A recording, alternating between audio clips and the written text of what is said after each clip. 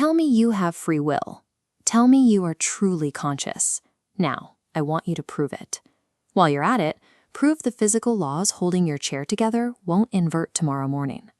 The truth is, from a strict scientific standpoint, we don't have a perfect, unified theory of reality. We don't even have a concrete definition for consciousness itself.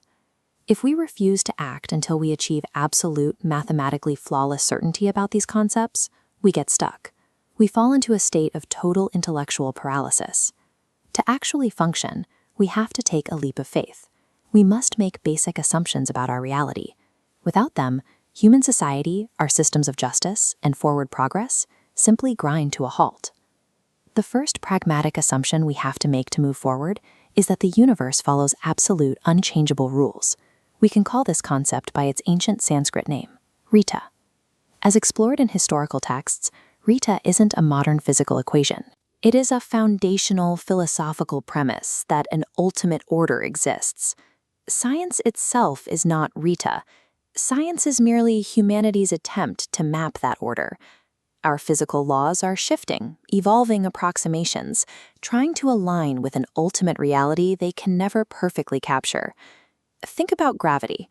Long before humans existed to measure it or write an equation for it, massive objects were attracting each other flawlessly across space.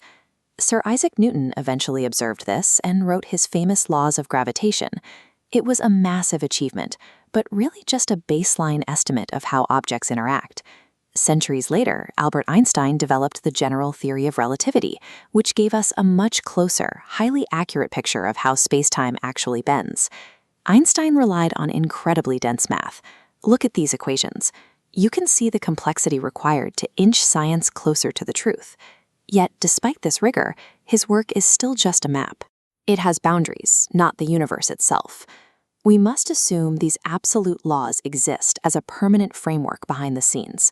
Without them, the scientific method would have absolutely no target to aim for.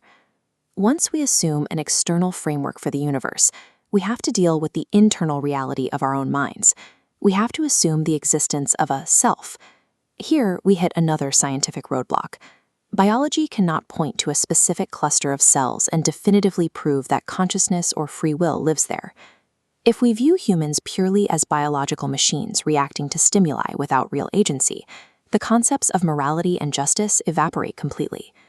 The practical solution is to take a compatibilist stance. We functionally assume that we possess enough free will to make choices, because it is the only way a society can operate. Adopting this stance doesn't mean we are pretending to solve the biological mystery of human consciousness. We are simply setting a mandatory operational baseline. We have to assume human agency exists. It is the only way we can hold individuals accountable for their actions and build a coherent legal or political system. By accepting both the invisible framework of Rita and the functional reality of our own free will, we break out of that intellectual paralysis.